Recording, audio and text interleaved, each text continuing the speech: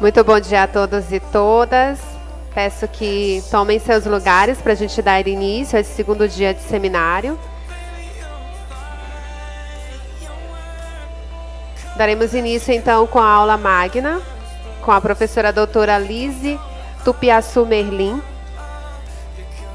A doutora Lise possui mais de 25 anos de experiência na operacionalização de instrumentos econômicos, financeiros e tributários para o desenvolvimento sustentável, pautada na conservação da biodiversidade, promoção da justiça climática e fomento às políticas de desenvolvimento regional no Brasil. Ela também é professora e pesquisadora na Universidade Federal do Pará, procuradora federal com atuação em processos estratégicos nas áreas de meio ambiente, regulação energética e defesa de povos e comunidades tradicionais. É diretora da Clínica de Direitos Humanos da Amazônia, pesquisadora associada do Laboratório Caribenho de Ciências Sociais na França, representante brasileira do Instituto de Pesquisa em Ciências Sociais sobre a Biodiversidade Caribe e Américas e da Rede Internacional de Pesquisas, Unidade de Biodiversidade Amazônica em Conexão, Programa de Rede de Pesquisa. Ela também é membro da Rede de Liderança Feminina da Universidade Colômbia. A doutora Lise coordena os grupos de pesquisa, biodiversidade, território e sociedade na Amazônia, e tributação ambiental e desenvolvimento. Ela tem ampla experiência e estudos sobre o ICMS ecológico. Doutora Lise, seja muito bem-vinda. Ela está remota conosco e conduzirá a aula magna desta manhã.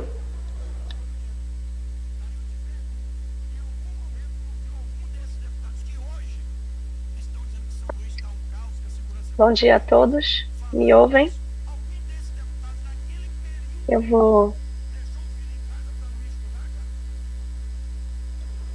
Vocês estão me ouvindo? Sim, estamos lhe ouvindo.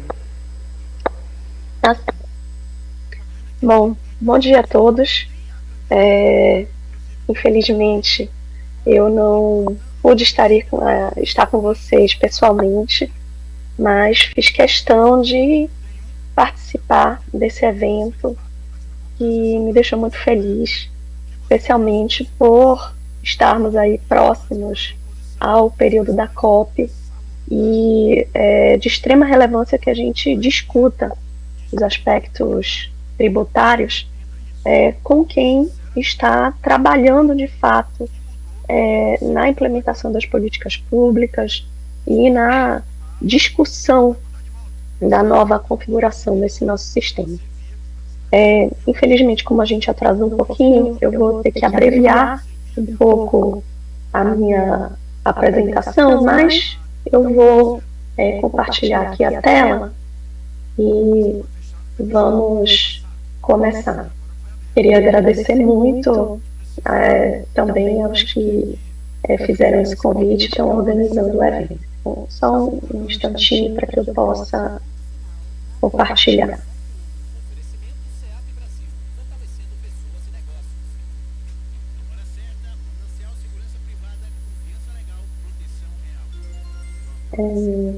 Agora funcionou, mas agora não sei por que não está mais funcionando.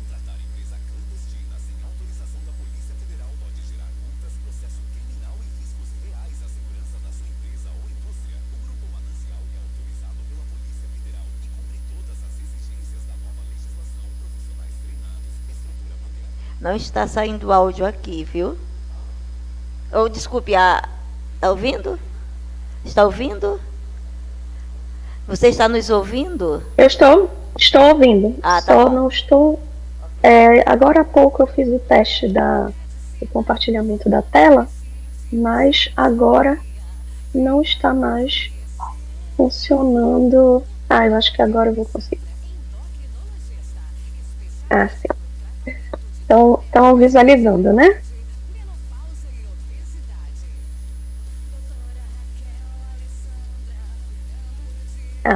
Estão visualizando a minha tela. Estamos sim, estamos visualizando agora. Tá certo. Bem, então, a gente, como eu falei para vocês, é muito importante que a gente esteja aqui, né, discutindo. Agora, eu estou ouvindo um rádio, eu acho, no fundo. Eu não sei se vocês estão ouvindo esse rádio também.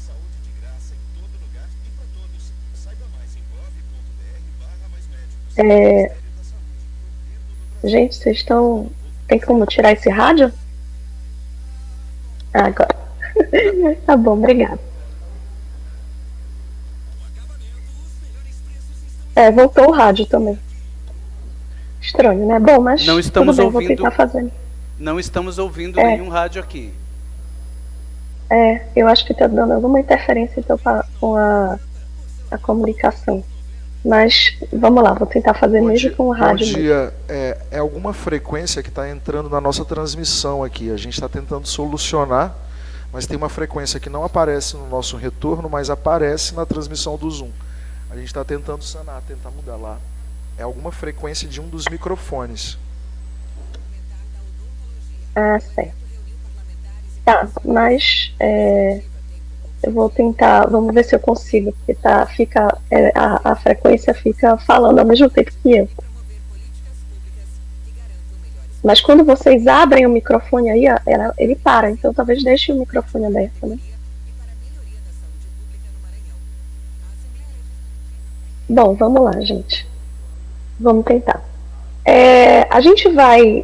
eu queria começar aqui dando a gente começa deixando muito claro, né, o que é a COP, porque um dos legados que a gente está tendo da COP sendo realizada aqui no Brasil é o esclarecimento de muitas pessoas sobre o que de fato é a COP e qual o nosso papel na COP.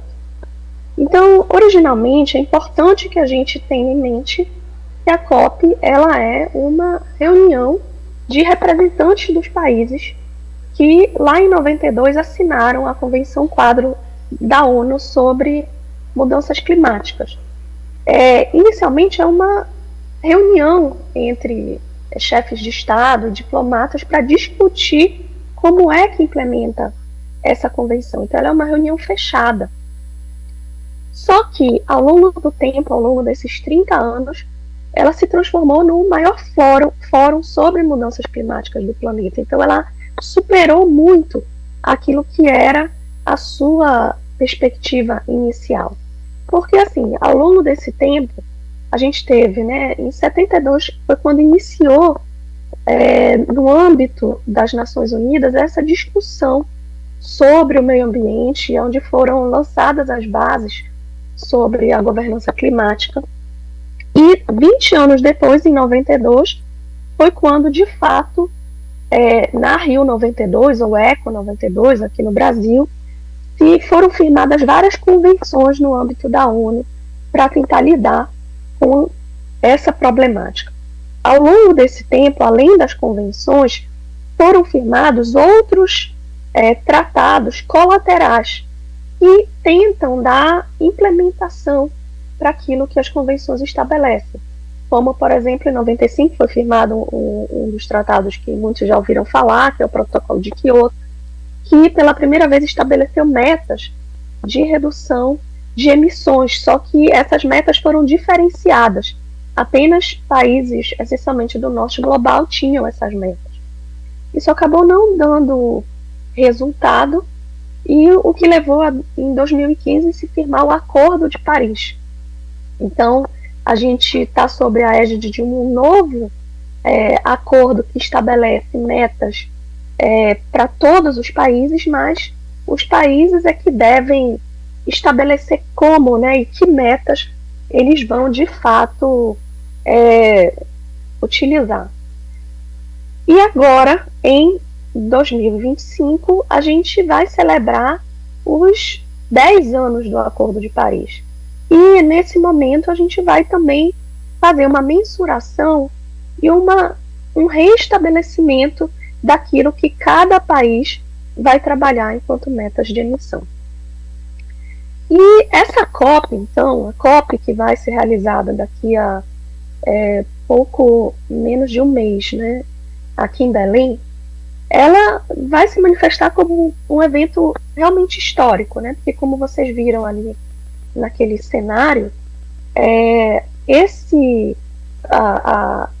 agora nesse momento É a primeira vez, depois de 30 anos, que a gente tem uma reunião dessa realizada na Amazônia e no Brasil. E nesse momento também a gente vai fazer um balanço daquilo que foi estabelecido no Acordo de Paris, estabelecer novas metas, e a gente está num momento muito crucial geopoliticamente. A gente está num momento de mudança do foco geopolítico, a gente está num momento de cheque, né, de discussão sobre a própria finalidade ou efetividade desse tipo de estratégia multilateral, e a gente está no momento de guerras, de transição daquele cenário de cooperação para um cenário muito mais tenso entre os países. E é nesse cenário, portanto, que é importante a atuação de vários atores aí, tentando reforçar esse multilateralismo climático. Então, em geral, nas COPs a gente tem os atores que são os diplomatas, os representantes dos países, a gente tem efetivamente os organismos multilaterais. Ao longo do tempo, e talvez os que já foram ou possam ir para alguma COP como essa, vão perceber que ela se transformou em um cenário de participação muito ampla de atores do mercado, e é importante cada vez mais que haja a participação da sociedade civil, das populações tradicionais, da academia, das entidades públicas, e esse é o grande desafio, porque nós temos várias zonas dentro dos espaços da COP. A gente tem a zona que é a zona azul, que é um espaço extremamente restrito, onde apenas os representantes dos países e algumas entidades chamadas de observadoras podem entrar. E esse acesso ele é muito regulado pela ONU, e a gente está tendo notícias, inclusive, que agora na COP, que vai se realizar em Belém, está sendo muito difícil, inclusive para a sociedade civil, conseguir acesso a essa zona azul. Ao lado disso, a gente tem a zona verde, que também é uma zona regulada pela ONU, mas ela é uma zona mais aberta ao público.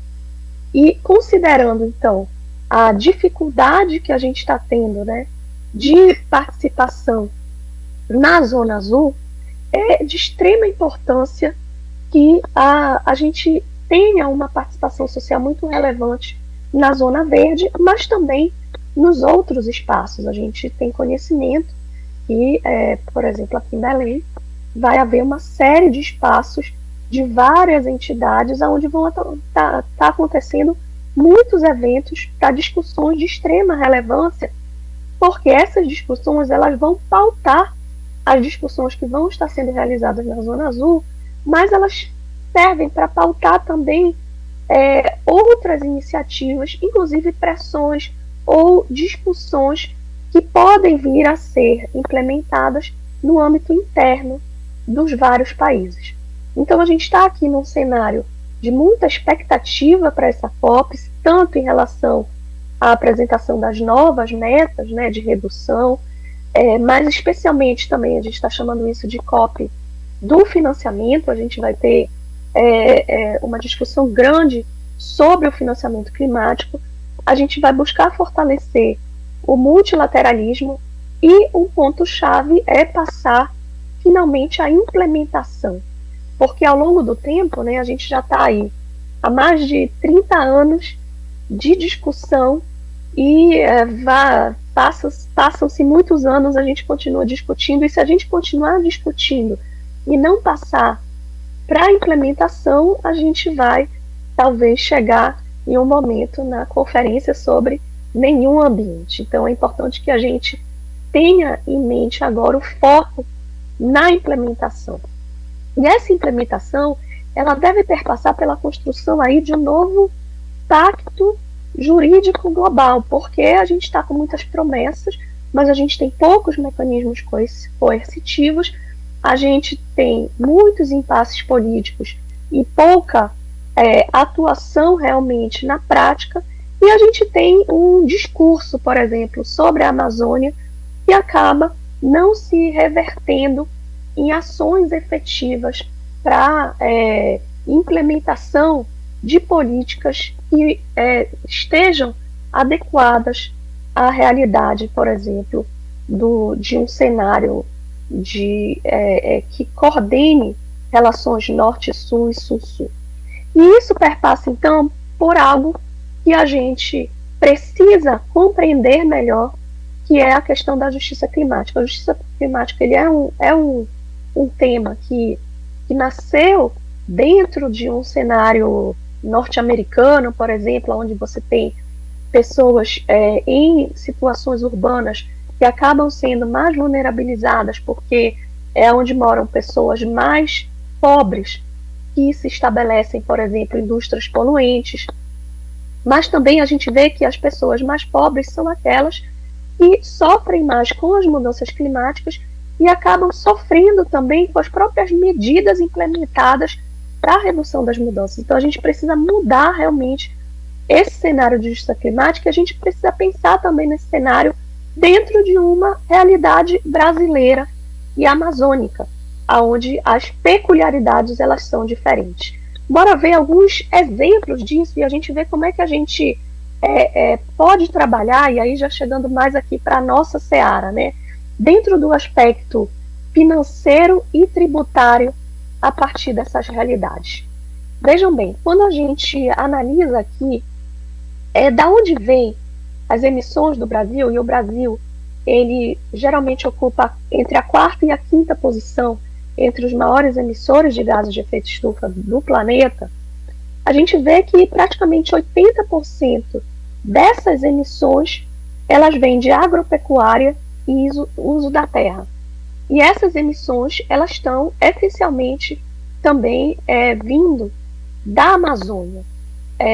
A Amazônia, inclusive, ela é muito tratada como um cenário de sequestro de carbono, e a gente vê que, de fato, há um grande sequestro de carbono vindo da Amazônia, mas a emissão ela é muito alta, vindo da Amazônia, do Centro-Oeste, principalmente por conta da agropecuária e do uso da terra.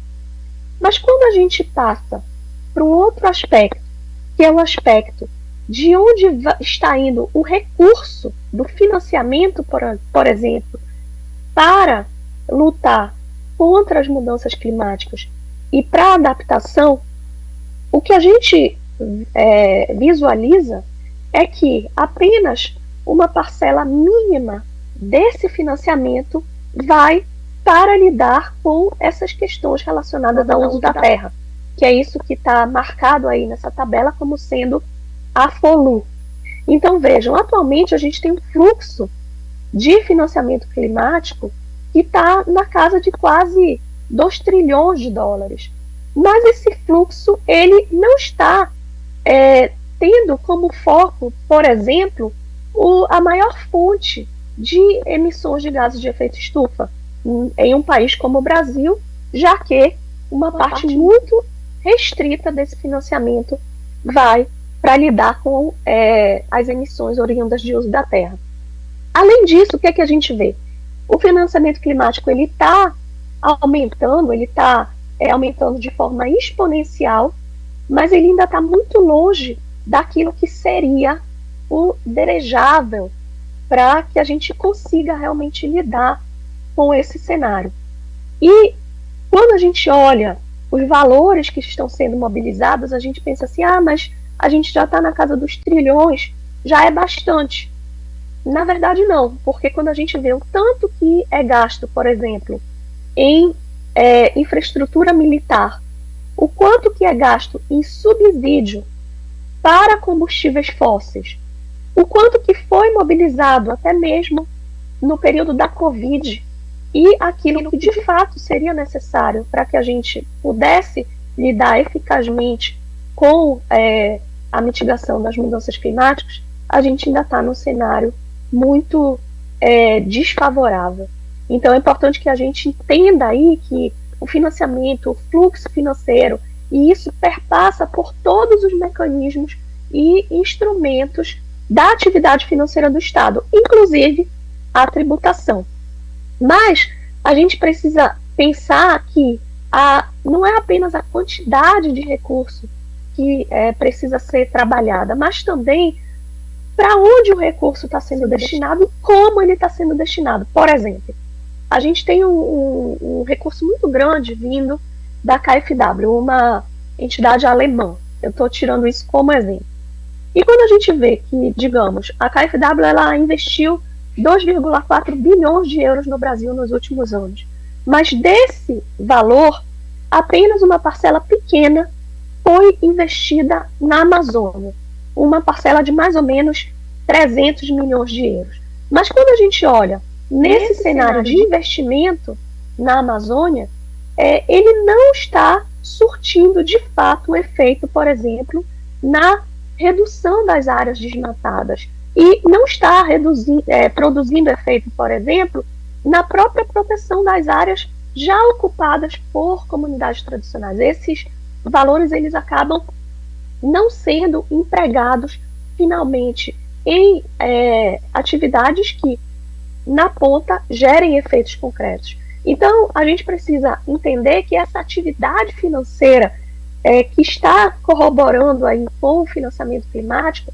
ela não está tendo os seus efeitos, principalmente porque a gente não entende o que está sendo feito, a gente não vê efeitos na prática, a gente não vê esses recursos, por exemplo, chegarem na ponta para financiarem políticas que podem gerar efeito para essa realidade, e a gente precisa, então, pensar em um financiamento que seja reestruturado, voltado para a justiça climática. Então, um primeiro ponto aqui muito importante para a gente pensar enquanto operadores da atividade financeira do Estado é ter em mente o que a gente precisa ver para o financiamento climático funcionar. E aí a gente olha, por exemplo, para o financiamento que está vindo para o Brasil. No Brasil, a gente tem, como vocês viram naquele outro gráfico, a gente tem essencialmente um investimento em sistemas energéticos. E aí a gente pensa, é super importante a gente estar tratando de transição energética dentro do cenário mundial.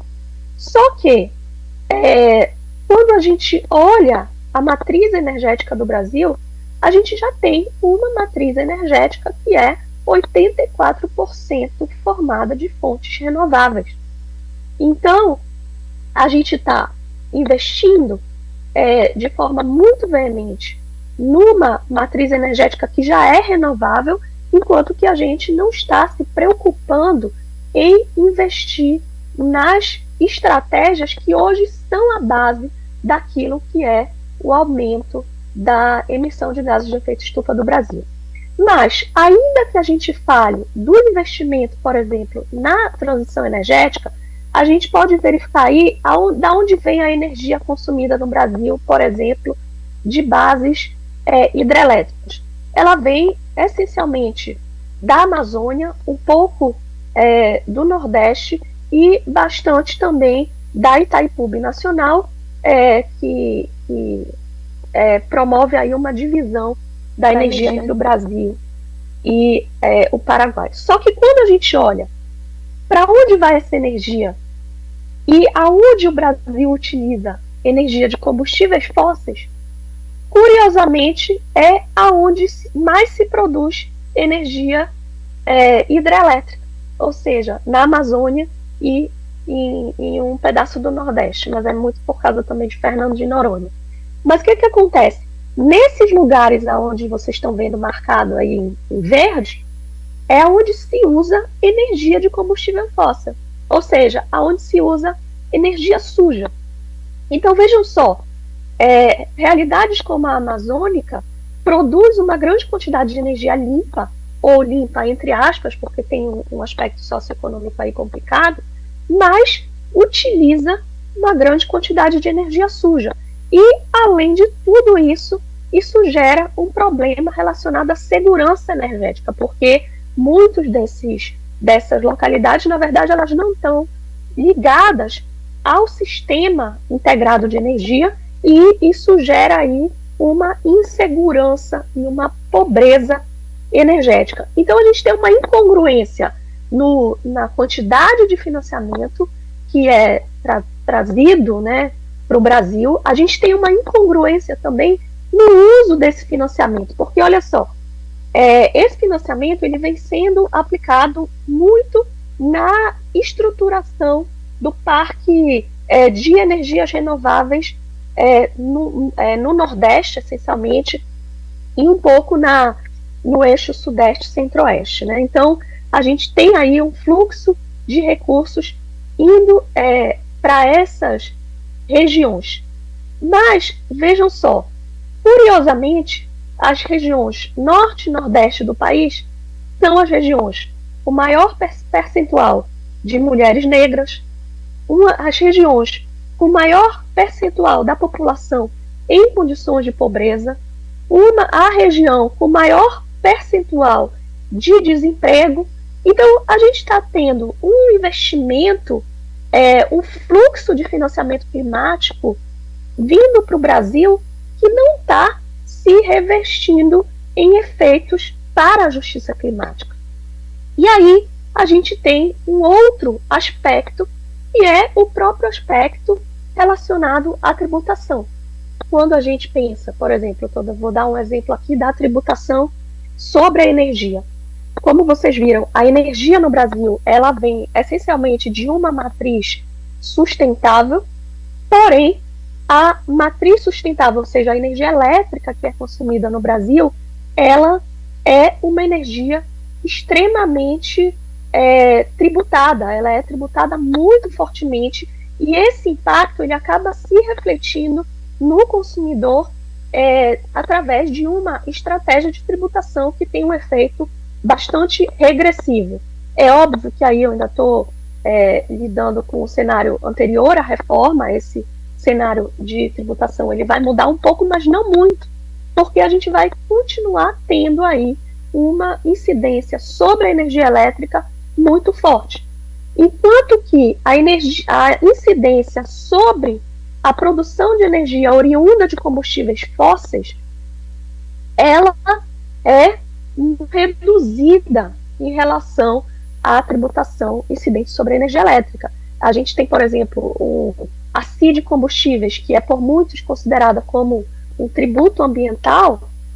Eu coloco muitas aspas nisso, porque você não tem uma variação da tributação da CID, considerando o grau de poluição dos combustíveis, e você não tem, de fato, aí uma tributação de combustíveis que fomente uma transição efetiva para que nós possamos deixar de consumir, de fato, esses combustíveis fósseis. Então, a gente percebe aí que o cenário de financiamento e de tributação ele ainda está um pouco incongruente com a nossa realidade. E a gente começa a lidar com outros cenários. Um desses cenários é o que a gente ouve muito falar do mercado de carbono, né? O mercado de carbono, por exemplo, ele veio dentro dessa construção da Convenção Quadro de Mudanças Climáticas, do Protocolo de Quioto, do Acordo de Paris, e recentemente, no final do ano passado, ele foi regulado aqui no Brasil através da Lei 15042. Ele ainda não está, de fato, regulado, porque ele precisa de uma estruturação infralegal, mas tem já algumas incongruências também nesse cenário, porque esse mercado de carbono, esse sistema brasileiro de comércio de emissões que está sendo regulado no Brasil, ele não inclui o aspecto de maior emissão de gases de efeito estufa no Brasil, que é o setor agropecuário. Ele busca, de fato, uma internalização desses custos ambientais para tentar dar uma vantagem econômica para a energia oriunda de fontes limpas, mas ele surge muito essencialmente para lidar com o cenário de CBAM, de uma barreira tarifária que está sendo estruturada na Europa e que iria impor custos adicionais para os nossos produtos caso o Brasil não implementasse essa política. Então, ela vai ter um efeito muito reduzido aqui no Brasil para lidar com as nossas emissões, mas ela vai buscar aí lidar com uma estrutura de protecionismo ambiental, digamos assim, que está sendo colocada na Europa. E quando a gente olha esse cenário, os desafios tributários, por exemplo, do mercado de carbono, eles não estão sendo ocultados. O mercado de carbono, ele ainda tem uma natureza jurídica muito indefinida, porque você tem vários ativos que vão ser transacionados, a gente não sabe em que medida eles vão ser ativos financeiros, a gente não sabe em que medida eles vão ser mercadorias ou serviços, a gente não sabe que incidência tributária vai de fato ocorrer ali. A lei, ela traz a possibilidade de uma dedutibilidade fiscal de todos os insumos ligados aos projetos. Então, é importante que a gente esteja atento, porque isso pode dar ensejo a uma utilização indevida de muitos projetos de redução de emissões para que isso seja para que seja gerada uma dedutibilidade fiscal assim gigantesca, escondendo uma parte aí de greenwashing muito importante. E a gente não tem aí um cenário claro de como isso vai funcionar dentro das transações interestaduais e internacionais. Então, a gente está num cenário de muita preocupação em relação ao aspecto tributário desse mercado de carbono, e é importante aí que todos nós aí, operadores desse sistema, possamos refletir em melhores soluções. E essas soluções, elas precisam ser pensadas dentro de uma perspectiva sistêmica. A gente tem que pensar numa inter-relação entre o meio ambiente, a tributação e os direitos humanos, entre os sistemas socioecológicos, porque, como eu falei para vocês anteriormente, a gente precisa ter em mente a justiça climática. E essa justiça climática, ela perpassa pelo mecanismo tributário como sendo um elemento de implementação de justiça fiscal. A gente precisa, então, pensar em estratégias criativas e diferenciadas relacionadas à nossa realidade. Por exemplo, é importante a gente ver como é que a gente está tratando os combustíveis fósseis. E é importante a gente ver como é que a gente está tratando a energia limpa dentro de um aspecto tributário. É importante que a gente perceba que seria relevante fazer variações de alíquotas de acordo com o aspecto, o impacto ambiental dos produtos e serviços, o que já está na nossa Constituição faz tempo, mesmo antes da reforma tributária. E a gente precisa pensar como é que os fundos, como por exemplo o Fundo Amazônia, Fundo Clima, podem lidar com esse cenário. Digamos, será que a gente não pode pegar financiamento desses fundos para otimizar grupos de trabalho, por exemplo, no próprio Sindifisco, para que se possa pensar numa tributação mais ambientalmente e socialmente orientada? Será que a gente pode pensar em fomentar estratégias a partir do financiamento climático para que as nossas políticas públicas tributárias sejam melhor construídas em relação a esse cenário? Isso já não deu muito certo, né, até então, embora a gente tenha tido alguns avanços na reforma tributária.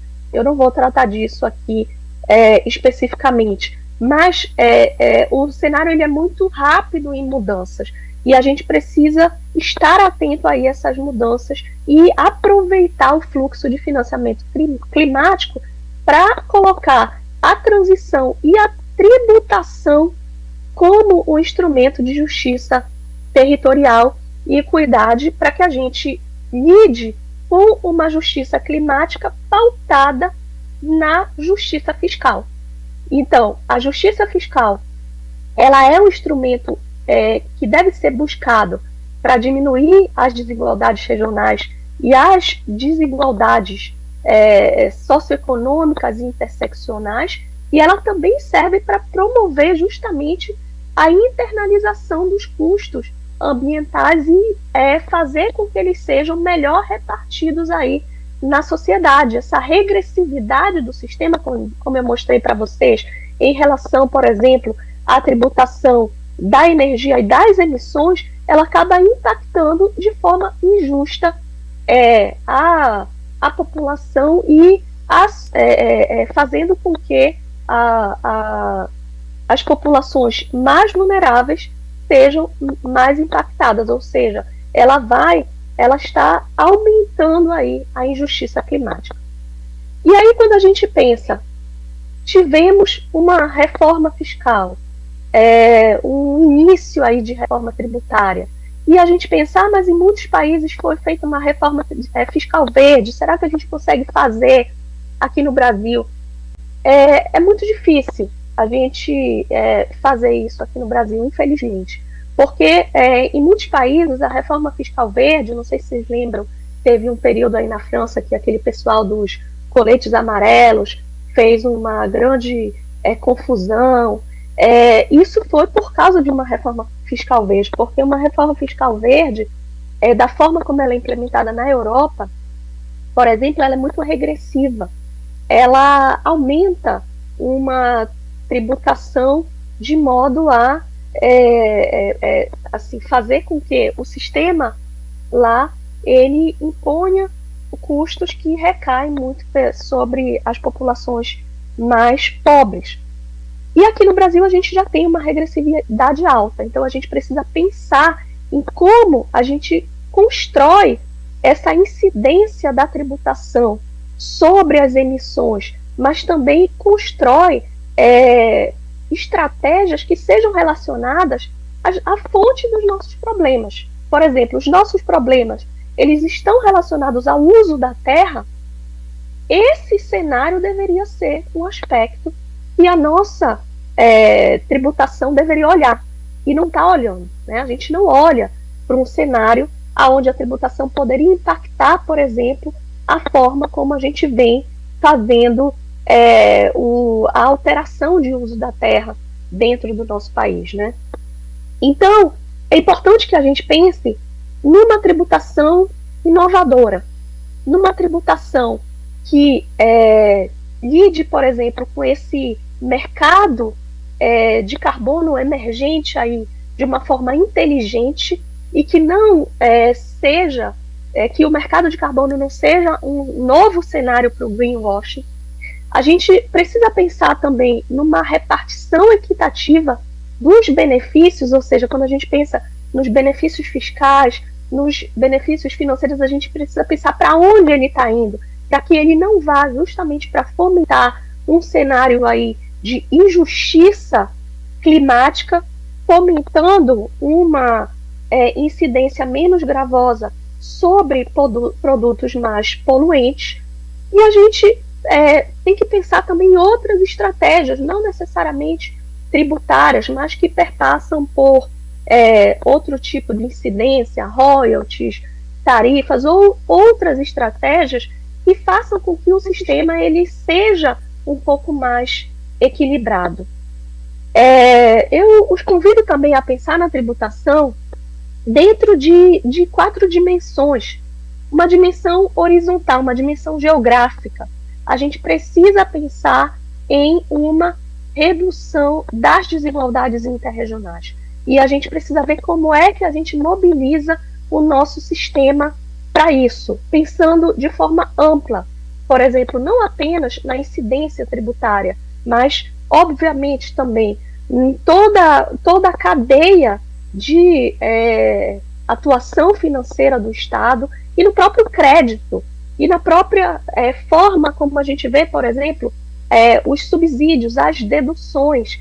Tudo isso, quando vocês olham dentro de uma forma ampla no Brasil, a gente só está repetindo cenários que mantêm a desigualdade interregional. Então, essa dimensão horizontal ela precisa ser vista. uma dimensão vertical também precisa ser vista, uma dimensão interclasses. A gente já sabe, vocês sabem muito melhor do que eu, que a incidência sobre as populações mais pobres, a incidência tributária sobre as populações mais pobres, ela é muito maior proporcionalmente do que sobre as populações mais ricas.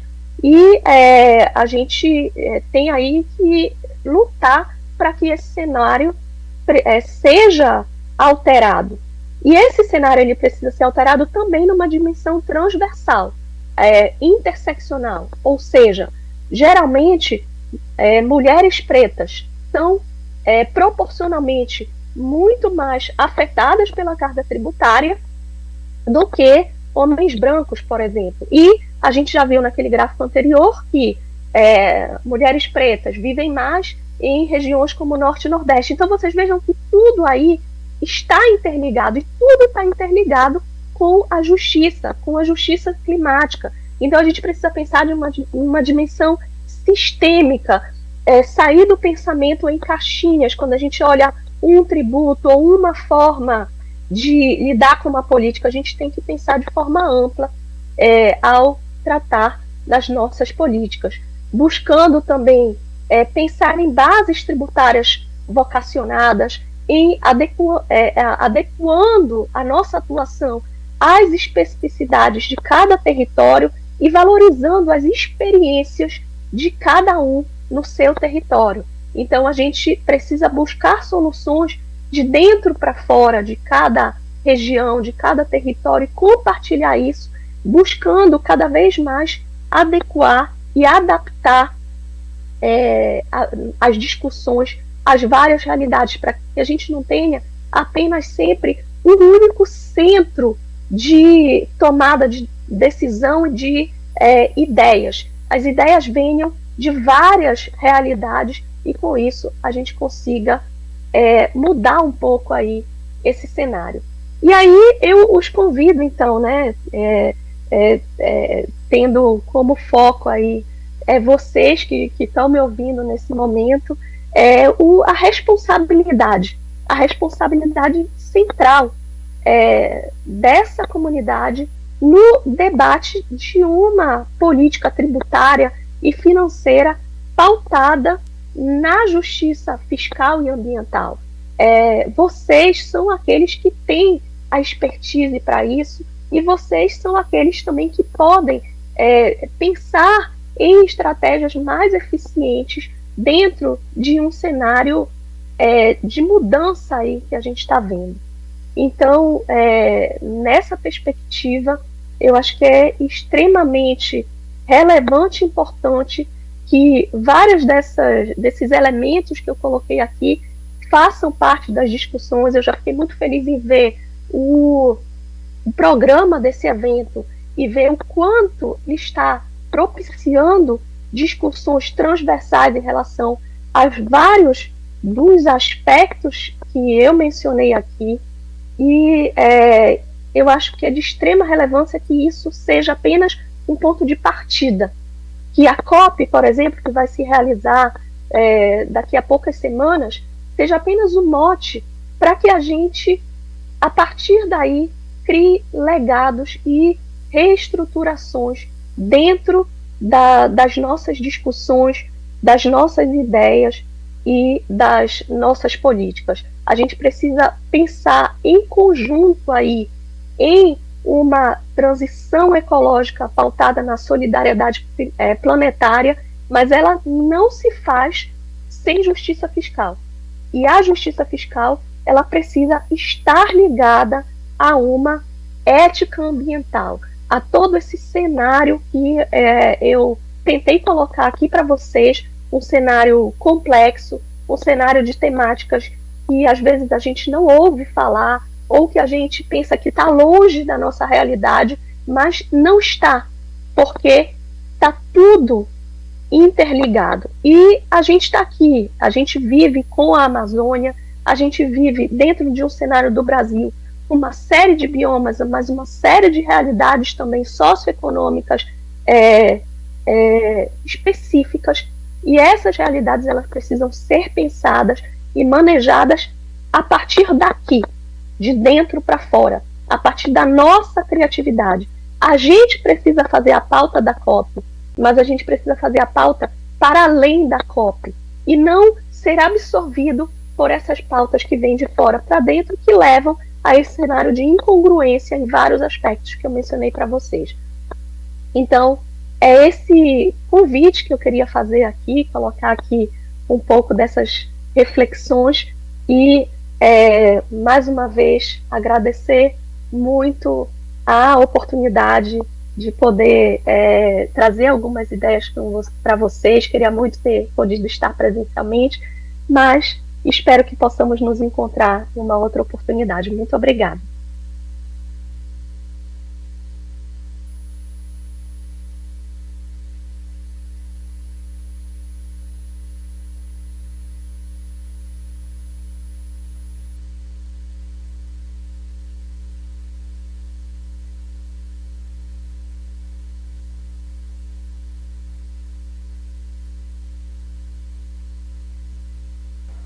Professora Lise, continua na sala?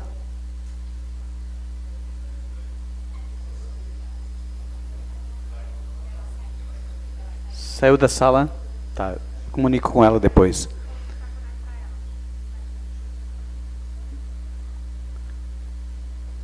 Boa fala dela, né? Excelente. Vamos ver se ela retorna. Já estão chamando aqui. Está retornando?